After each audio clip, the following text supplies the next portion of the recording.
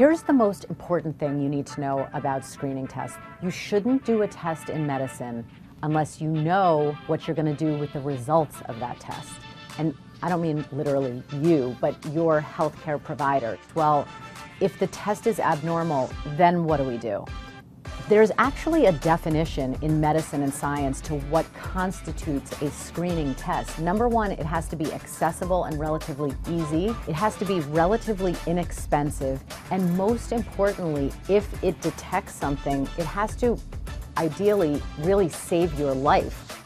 Colorectal cancer screening, what most people don't know is that colorectal cancer is actually on the rise in young people. And that means 20s, 30s, 40s. So these are people who are ordinarily not getting the routine colonoscopy at age 50.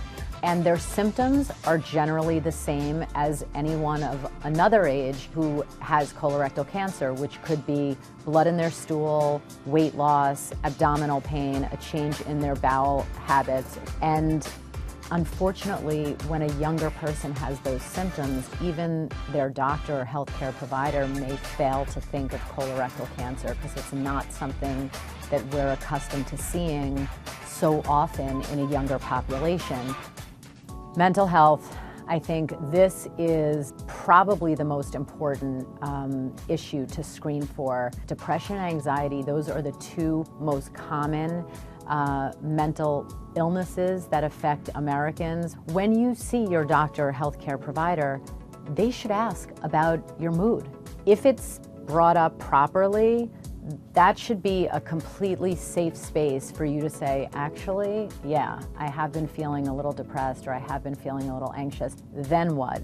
You know, most primary care physicians or healthcare providers should be able to deal with kind of the first tier of that, either short-term or long-term. And again, there's a range of treatment or management options that could range from, you know, talk therapy or counseling or support groups to medication, which most primary care physicians should and could be able to start.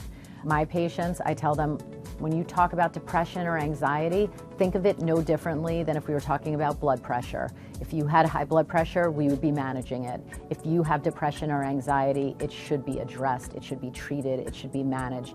If you manage it, then it won't manage you. STD screening, this is my jam, you guys. As a gynecologist, I literally deal with this every single day. Number one, HIV. It is recommended that anyone over the age of 18 be regularly screened for HIV or at least tested once in your lifetime. If you are someone at elevated risk or high risk, meaning you have multiple unprotected sexual partners or high-risk sexual practices, you should be screened more often. Hepatitis B, hepatitis C is part of sexually transmitted infection screening. Those are simple blood tests. Most people infected with hepatitis C don't know they have it, and it is curable. And then chlamydia and gonorrhea, these are among the most common sexually transmitted infections in the country. They oftentimes give zero symptoms, and in women, they can cause infertility. A lot of times people don't know that they have it, so it really is important to get screened for it. So skin cancer screening, number one, people of all skin colors can and do get skin cancer. However, if you are fair-skinned, if you have a lot of freckles or moles, or you have a family history of skin cancer, or a genetic mutation that increases your risk, then you're in a special group. If you're just in the average group, you should have a full skin check at some point in your life. When you get around 35, 40 years old, that's a good idea to start getting a dermatologist to do a complete body check. I want to just be crystal clear with people. You need to get completely naked and have that dermatologist look everywhere. If you notice anything that's changing on your body, get it checked out. Do not be alarmed when you go for a skin check if things get biopsied. That's pretty much to be expected, but super important. Blood pressure. First of all adults, men and women over the age of 18, are screened for high blood pressure on a regular basis when you go to see your doctor. If you have a family history of high blood pressure, or you are overweight or obese, absolutely it should be checked more often. Having high blood pressure often does not give you any symptoms, and you can be walking around with elevated blood pressure for years, and that does damage to literally your entire body, head to toe.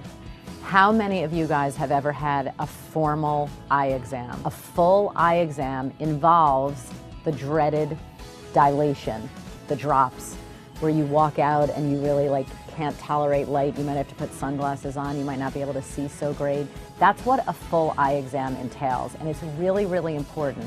Ophthalmologists can check for everything from abnormal blood vessels in the eye, damage to the cornea or retina, glaucoma, I mean, you name it. It's really, really thorough. So some people say that should start around age 40. Some people say it should start at age 18 and go every couple of years. Obviously, if you have any family history of any eye issues, or you yourself have any eye problems, you're going to want to do that more often.